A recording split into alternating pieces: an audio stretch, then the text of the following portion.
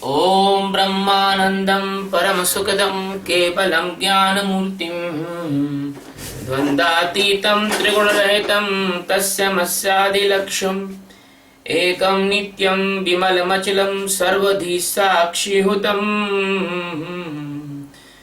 भावातीतं गगनसदृशं सद्गुरुं तं नमामि।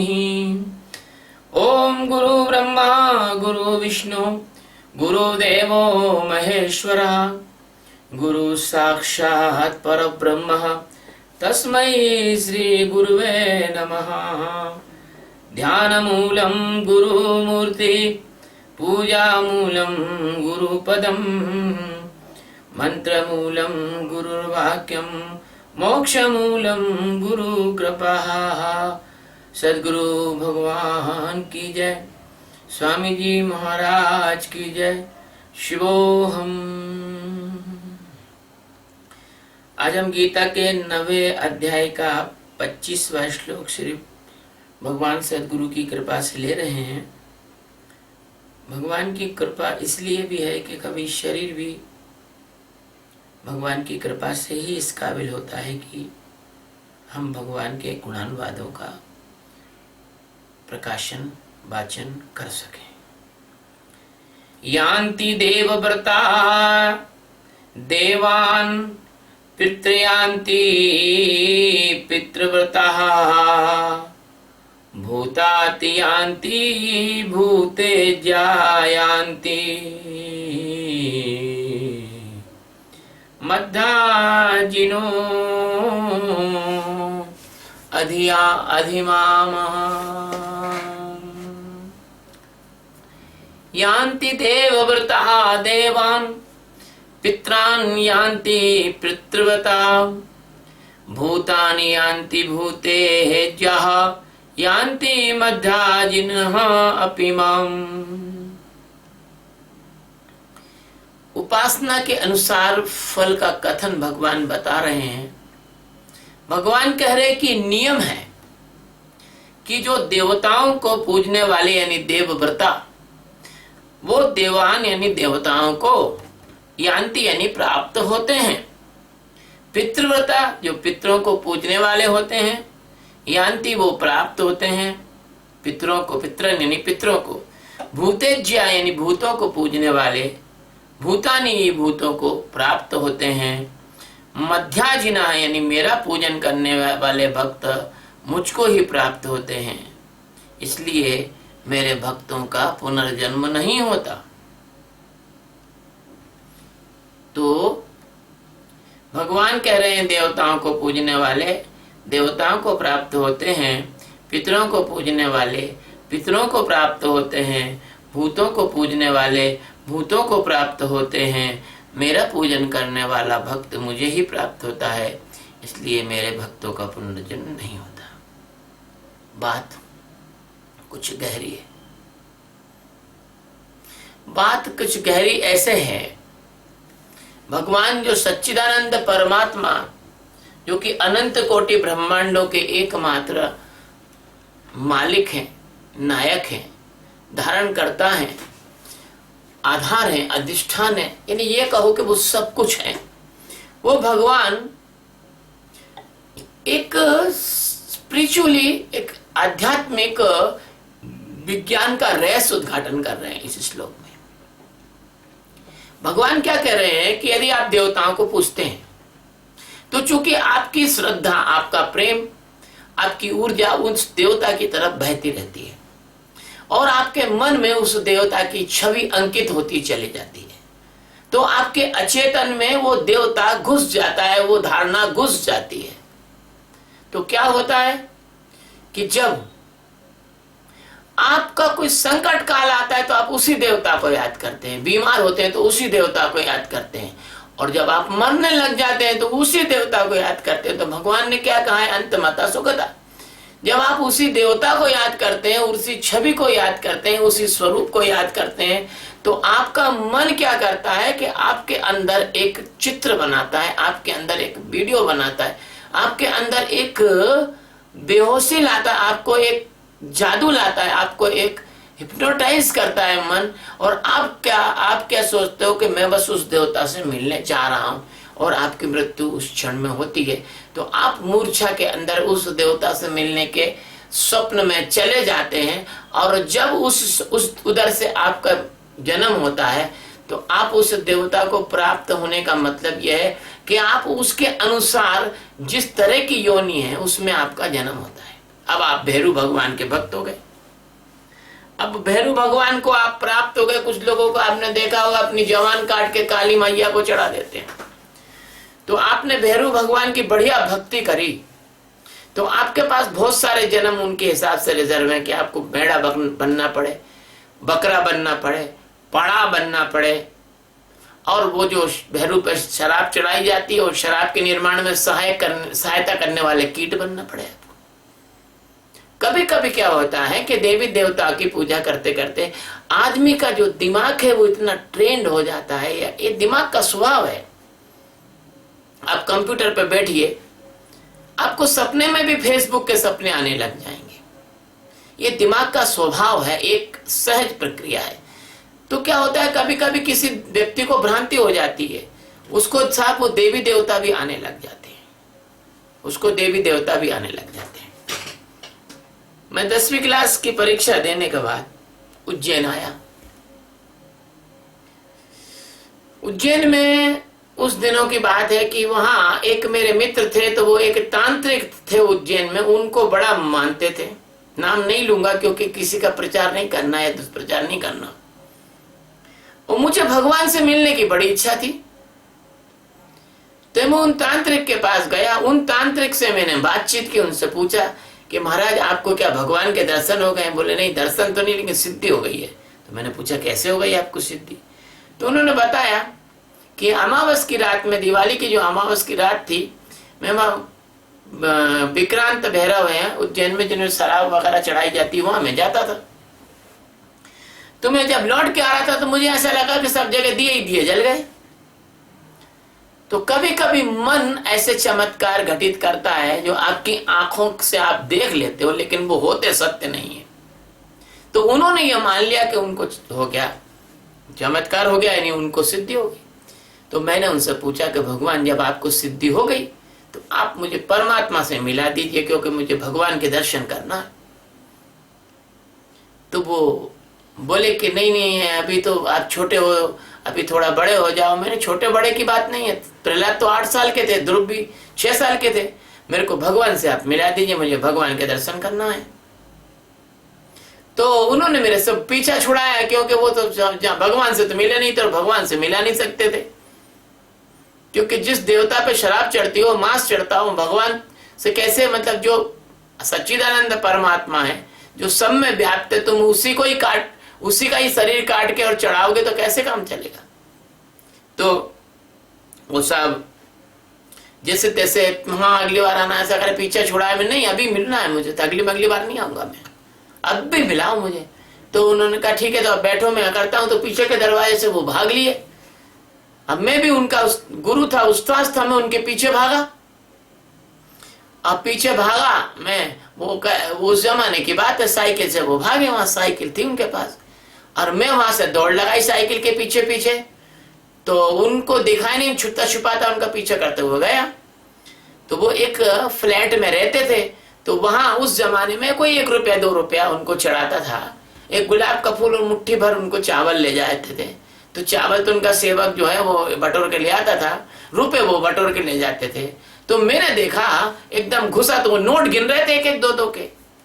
और मेरे अंदर से लगा कि नहीं, ये आदमी परमात्मा को प्राप्त नहीं हो सकता, इसकी रुपए में इतनी आसक्ति है, ये रुपए ही, वहां से जो रुपए लाया वो गिन रहा है, क्योंकि रुपए में इसकी इतनी आसक्ति है तो परमात्मा किसको प्राप्त नहीं होगा है।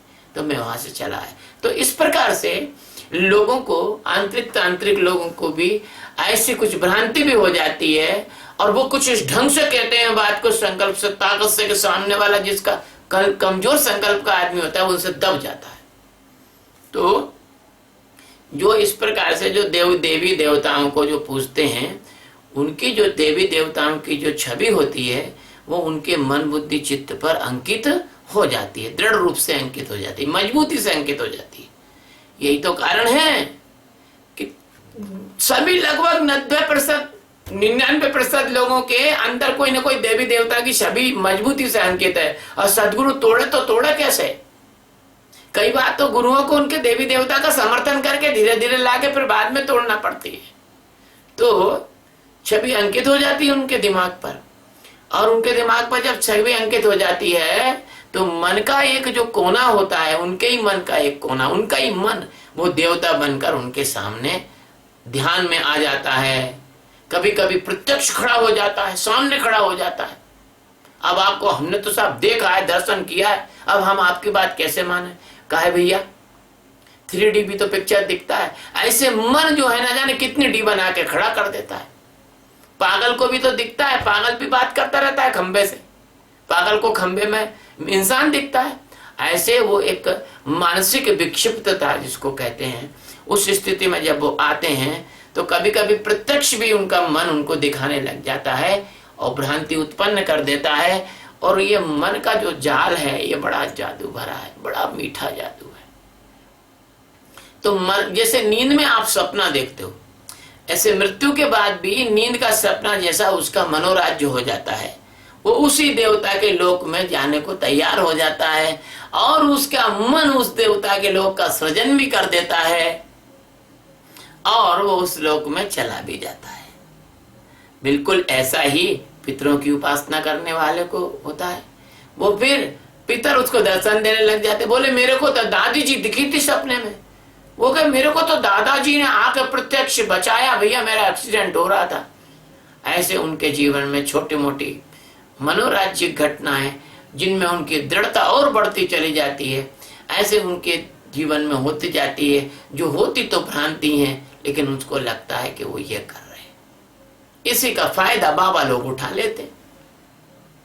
बाबा लोग क्या करते हैं कि सामने वाले के अंदर ऐसी कोई भ्रांति पैदा करते हैं, सामने वाला सोचता है कि हाँ यार ये काम तो ऐसे हो जाएगा, और उसको किसी गोरख धंधे में फंसाते हैं, किसी कर्म कांड में फंसाते हैं, किसी पूजा पाठ में फंसाते हैं, किसी मंत्र में फंसाते हैं, किसी क्रिया में फंसाते हैं।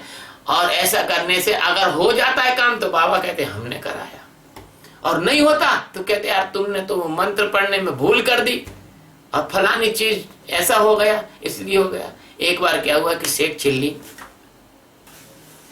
एक बाबा के पास गया। अब शेख चिल्ली का क्या बच्चा नहीं होता था, तो बाबा से कहा शेख चिल्ली ने कि भगवान हमारे यहाँ बच्चा नहीं होता, आप कोई मंत्र दे दो कोई बच्चा हो जाए। ठीक है, तो उन्होंने उनको मंत्र दे दिया शेख चिल्ली को, ओम गुणुम धाम बच्चामाम, ओम गुणुम धाम बच्चामाम। तो बोले किसी को बताना मत, ये गोपनीय मंत्र है, बहुत मजबूत मंत्र है, बहुत ताकतवर मंत्र है, दुनिया में किसी को नहीं मालूम है। क्यों मालूम तो तब होगा ना जब कोई मंत्र होगा। आप बना के दे दिया ओम गुणुम धाम बच्चामाम। अब शेख चिल्ली को कहा कि देख ये मंत्र तू रोज सुबह 3-4 बजे उठ के और इस मंत्र के 2100 जाप करना। शेख चिल्ली मंत्र लेके जो जाने लगा तो उन्होंने कहा भाई रुक। बोले क्या? ये मंत्र को जाप करने के लिए एक विशेष आसन आश्रम में मिलता है, वो आप ले लो, 4000 रुपए में मिलेगा। और इसकी माला भी विशेष है, कमलगट्टी की सिद्धि की माला रखी हुई है, वो 501 में मिलेगी। इसकी एक गोमुखी है, वो रेशम के कपड़े से बनी हुई है, जो अपवित्र नहीं होगा वो ले लो। ऐसे उसको 10-5 हजार का सामान, 10 हजार का सामान शेख चिल्ली को टिका दिया। और जब वो जाने लगा तो शेख चिल्ली को बोला कि देख भाई, ये जब तुम मंत्र पढ़ोगे तो इसमें एक परहेज है जैसे दवा में होता है। बोले क्या? कि गधे का चित्र कभी दिमाग में नहीं आना चाहिए। अगर गधे का चित्र आया तो मंत्र पढ़ना बेकार। अब शेख चिल्ली के अंदर उस बाबा ने ये नकारात्मक सजेशन डाल दिया, नेगेटिव सजेशन। शेख चिल्ली कर गया और बढ़िया व्यवस्थित अपने पत्नी को कहा तो बच्चा होगा, अपने मंत्र लाए बाबा से। ठीक है, अब इसके बाद बाबा जी ने जो मंत्र दिया, शेख चिल्ली जो ही दूसरे दिन 3 बजे उठ के नहा धो कर बैठा और जैसे उसने पहला मंत्र पढ़ा ओम गुणुम बच्चामा, तो जैसे ही पढ़ा मंत्र कि गधा बिल्कुल खोपड़ी में आ गया, गधा बिल्कुल खड़ा हुआ, ढेंचू मर गए। शेख चिल्ली रोज मंत्र पढ़े, रोज गधा आ जाए। वो 5-6 दिन बाद शेख चिल्ली बाबा के पास आया, महाराज ये गधा तो आ ही रहा है, क्या करना है?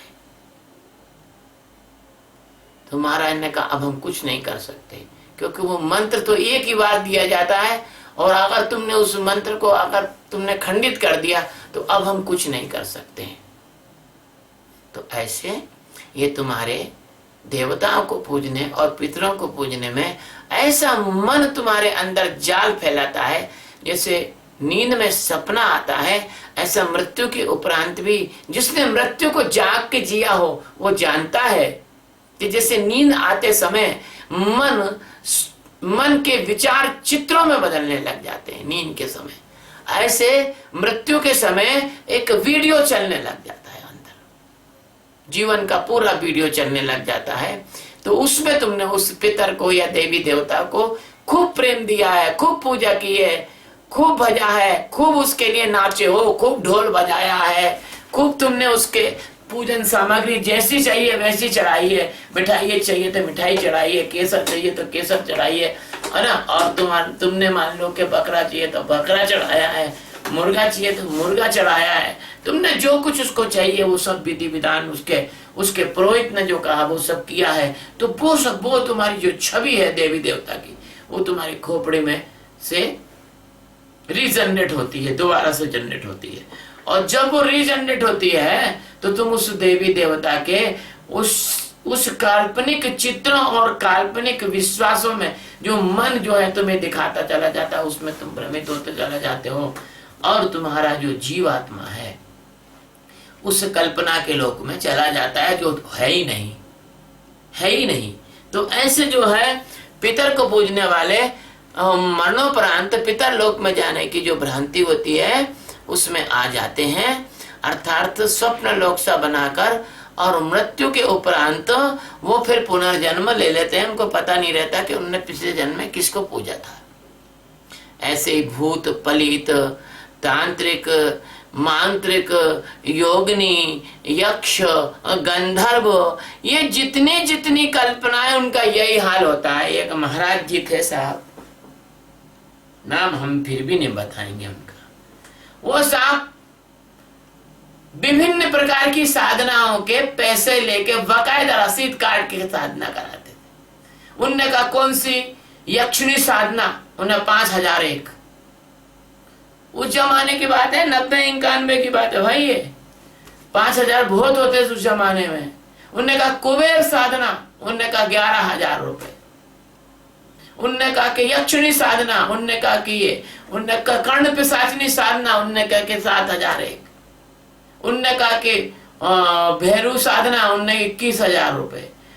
उन्होंने कहा कि महंकाल महामृत्युंजय साधना, बोले 51,000 रुपए। तो कहने का तात्पर्य है कि तुम्हारे इस प्रकार के जो मानसिक, काल्पनिक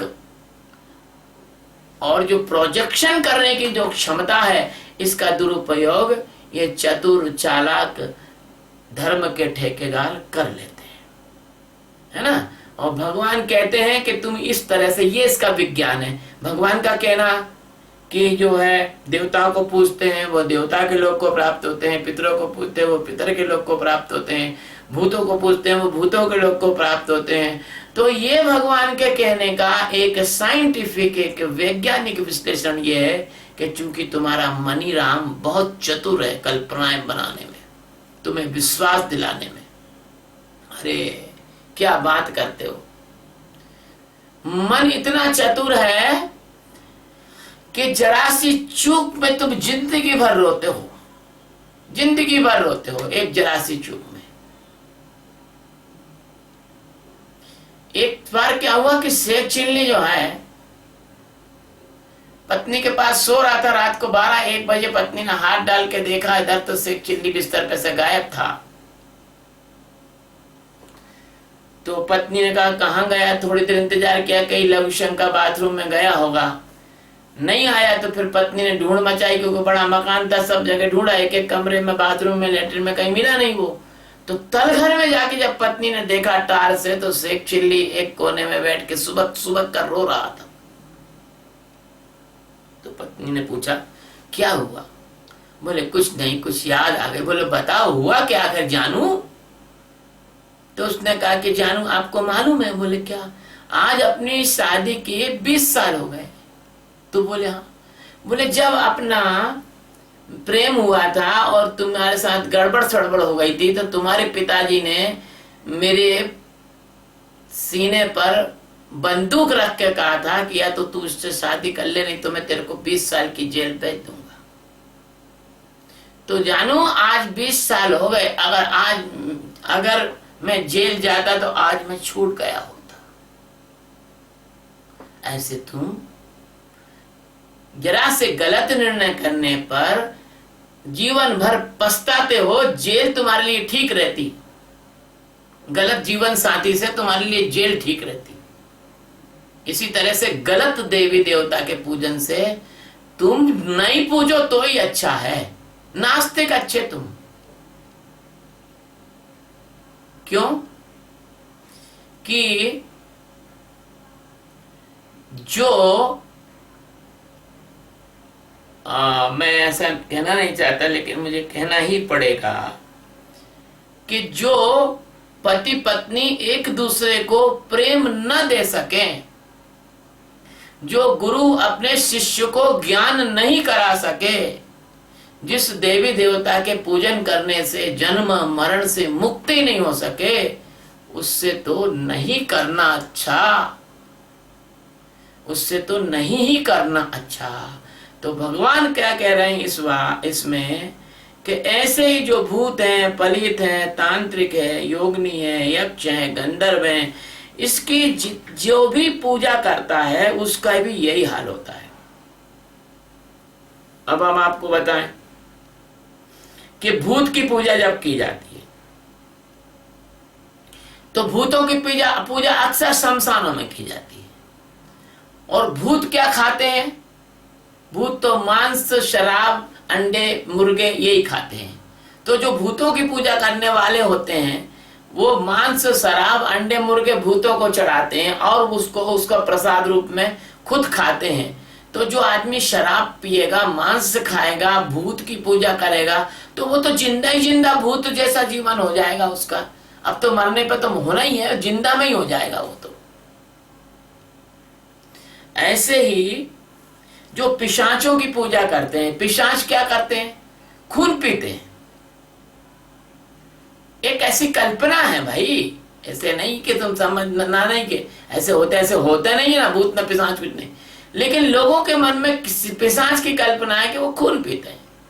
तो पिशाचों को जो पूजने वाले लोग होते हैं वो पिशाचों को खून चढ़ा के वो खून पीते हैं रात में, शमशानों में, खंडहरों में, भयानक स्थानों में। और वो ऐसा क्यों करते हैं? उनके मन में लोगों ने धारणा भर दी अगर भूत तुमसे प्रसन्न हो जाएगा तो जमीन में गड़ा हुआ धन दे देगा, अगर पिशाच तुमसे प्रसन्न हो जाएगा तो तुम ताकतवर आदमी हो जाओगे, जिससे तुम्हारी दुश्मनी होगी उसको जाके खा जाएगा। इनका बाप खा जाए हैं पिशाच का। एक बार क्या हुआ, एक नया नया महात्मा बना एक आदमी, उसने सोचा यार भगवान का कहीं भजन पूजन करना चाहिए। तो जंगल में एक खंडहर में आराम से वहां बैठ के पूजन भजन करने के लिए गया। वह भजन करेंगे भगवान का, ध्यान करेंगे भगवान का। तो वो वहां गया खंडहर में। अब वो क्या हुआ, जब वो खंडहर में वहां गया तो वहां पर लोगों ने बताया उसको कि भैया यहां पर तो भूत रहता है और यहाँ पर जो भूत रहता है वो भूत यहाँ किसी को रुकने नहीं देता, ठहरने नहीं देता है यहाँ भूत वो। तो उसने कहा भैया फिर? बोले यहाँ से तुम भूगा जाओ नहीं तुमको खा जाएंगे। तो उसने कहा अब क्या करना? बोले यार खा जाए तो खा जाए, अब यहाँ रहना है समाज में तो हमारी स्थिति आजकल क्या है, सच्चे जिज्ञासुओं को तो वास्तव में पहले तो जंगल भी थे तो रह लेते थे बेचारे, अब तो जंगल में डाकू रहने लगे। संत कैसे रहे जंगल में? स्मगलर रहने लगे, नक्सलवादी रहने लगे, वीरप्पन जैसे लोग रहने लगे। अब महात्मा जंगल में भी नहीं रह सकता और इस संसार में भी नहीं रह सकता। तो वो वहां गए। अब रात में साहब वो भूत आया। एक कहानी है, मुझको सच मत मानना, एक बताना समझाने का प्रयास कर। तो रात में भूत आया तो बोला कि बोले मैं आपको खा जाऊंगा। तो उसने कहा कि ठीक है तुम खा जाना, लेकिन मुझे एक बात बता। बोले क्या? कि तुम कुछ जानते वगैरह भी हो कि नहीं? बोले जानता हूँ। तो बोले तुम्हारे गुरु कौन है? बोले मेरे गुरु बहुत बड़े पहुंचे हुए हैं, सब जानते हैं। तो बोले उनसे पूछ के आओ, एक सवाल पूछ के आओ, अगर मेरी उम्र कितनी है। तो वो गया, पूछ के आया। बोले उन्होंने कहा तुम्हारी उम्र तो 85 साल है। तो उसने उठाया जूता और दिया मिला के भूत में तड़ा तड़ के, तू कैसे, तेरा बाप खाएगा? मेरी उम्र तो 32 साल है अभी, और मैं 85 साल तक जीऊंगा। तो कहने का तात्पर्य है, ये जो डरपोक और कायर लोग रहते हैं, उनको ही ये भूत पिशाच की साधना में और भूत पिशाच के कार्यों में इनके जो भ्रांति फैलाने वाले लोग लगा भी लेते हैं, और उन्हीं पर भूत पिशाच के भय चलते हैं, और वही डरते हैं,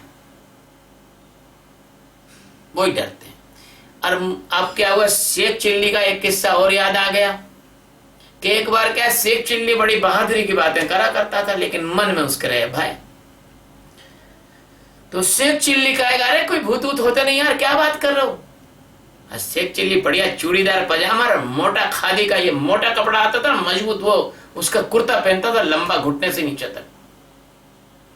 तो लोगों ने कहा अच्छा चलो से भूत नहीं होते, चलो 5,000 रुपए के साथ लगाते हैं। वो लगाते हैं। तुम शमशान में 12:30 बजे रात को ये 2 खूंटे गाड़े आओ, तुम 2 खूंटे गाड़े आओ, बिल्कुल समानांतर, आधा फुट की दूरी पे, तो हम मान जाएंगे। तो ठीक है। शेख चिल्ली ठीक है चलो यार गाड़ के आते हैं। लेकिन शेख चिल्ली जैसे चला रात में और शमशान की तरफ पहुंचा, क्योंकि पुराने जमाने की बात है, लोग 8, साढ़े 8 बजे, 7:30, 8 बजे ही सो जाते थे, उस जमाने की बात है। अब वो गया, जाने के बाद शेख चिल्ली ने देखा कि सब तक भय तो था ही, लेकिन कोई, उसने देखा कुछ नहीं है, कोई डर नहीं है। शेख चिल्ली बैठा और हथौड़ी उठाई और कीला उठाया, और जो गाड़ा उसने दोनों कीले गाड़ दिए। अब जब कीले गाड़ दिए तो शेख चिल्ली खड़ा होने लगा। जैसे ही शेख चिल्ली खड़ा हुआ कि वैसे ही उसको किसी ने पकड़ लिया। शेख चिल्ली का हार्ट फेल हो गया, मर गया भय के मारे। जब सुबह शेख चिल्ली की लाश मिली तो पता चला कि शेख चिल्ली ने जो कीले गाड़े थे, वो बैठा तो उसका कुर्ता जो था ना, वो ऐसे पल्लू नीचे जमीन पे गिर गया। उसने उस कुर्ते में 2 कीले गाड़ दिए थे। तो जब वो खड़ा होने लगा तो वो कुर्ते की वजह से खड़ा नहीं हो पाया, और उसने समझा भूत ने पकड़ लिया। तो इस प्रकार से जो भूतों की साधना करते हैं वो ऐसे शेख चिल्ली की तरह भयभीत होकर मर जाते हैं, और मरते समय उनको ऐसा लगता है कि जैसे भूत उनको ले जा रहा है पकड़ के अपने लोक में, जबकि वो किसी ओक लोक में तो कोई ले जाता है नहीं। क्योंकि लोक हो तो ले जाएगा ना, लोक होंगे तो ले जाएगा ना। अब साहब ऐसे ये जो हैं, जो योगिनी होती हैं, योगिनियों की साधना करते हैं लोग, है ना। और योगिनी की साधना करते समय लोगों को मूर्ख महिलाएं भी मिल जाती हैं, उनको योगिनी बनने को तैयार हो जाती हैं। हम नाथ संप्रदाय में साधु थे, हमको पता है योगियों के साथ योगिनी रहती थी, और बड़ी मस्त आपके संसार व्यवहार में आपकी जो स्त्रियां हैं वो उनके जैसी नहीं होंगी। वो मस्त मजबूत, मुर्गा खाएं, अंडा खाएं, पंच मकार साधना करें, मांस मद्य नींद, 5 मकार हैं नाथ संप्रदाय में साधना के, मांस मध्य मीन और मैथुन, और एक और है मांस मध्य मीन मैथुन और एक और, ऐसी 5 मकार की साधना करते हैं वो। तो ऐसे मिल जाते हैं। कोई शराब पीने जा रहा हो, शराब पीने मैं खाने पे जा रहा हो तो पीने वाले साथी मिल जाते हैं। कोई चोरी करने वाले जा रहा हो, चोरी करने के साथी मिल जाते हैं। लेकिन कोई परमात्मा की तरफ जा रहा हो तो एक भी साथी उसको नहीं मिलता, उसको अकेले जाना पड़ता है। बुद्ध के साथ कोई नहीं गया, अपदीपो भव, अकेले ही गए।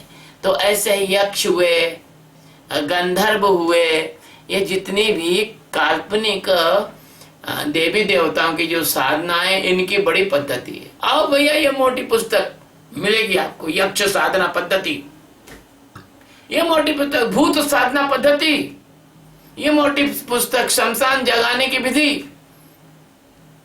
है ना, ये मोटी पुस्तक इंद्रजाल, नया बृहद इंद्रजाल, उसमें सब अघोर तंत्र, फलाना तंत्र, ढिकाना तंत्र और सिद्ध मालिनी तंत्र और न जाने क्या क्या उसमें मिलेंगे आपको।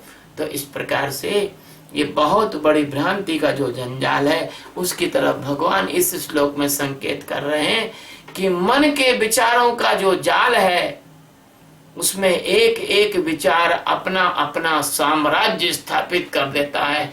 यानी अगर आप एक विचार को स्वीकृत करके चले गए तो वो विचार के बाल बच्चे पैदा होते चले जाते हैं, मतलब उस विचार से कई विचार पैदा होते चले जाते हैं और आपके अंदर एक बहुत बड़ा अंधड़, बहुत बड़ी जो है भ्रांति, बहुत बड़ा जाल ये मन खड़ा कर देता है। और फिर कोई ब्रह्मवेत्ता सदगुरु यदि आके कहे कि परमात्मा की ओर चलो, तो तुम नहीं मानोगे।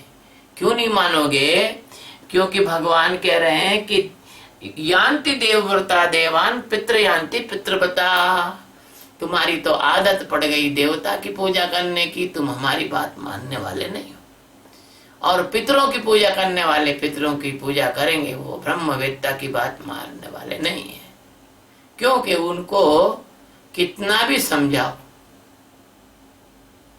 भी समझाओ उनको उनके अंदर जो घुसा हुआ है वो निकालना बहुत कठिन है।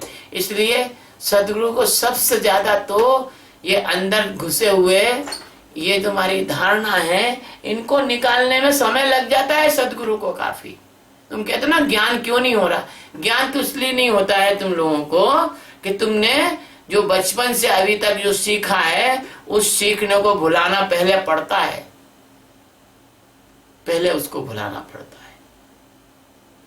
तो यदि कोई सदगुरु तुम्हें मिल जाए और तुम्हारी पुरानी बातों को भुलाने की साधना, तुम्हें साक्षी साधना के द्वारा और तुम्हें ठहराकर तुम्हारे संकल्प जो मन में उठने वाले हैं उनको यदि कोई सदगुरु मिटा दे और वो सदगुरु तुम्हारे अंदर प्रवेश कर जाए, तो अगर सदगुरु तुम्हारे अंदर प्रवेश कर जाए तो तुम इस इंद्रजाल की पोल से मुक्त हो सकते हो, क्योंकि वो सदगुरु तुम्हें इंद्रजाल की पोल खुलवा देगा और आप मुक्त हो जाओगे।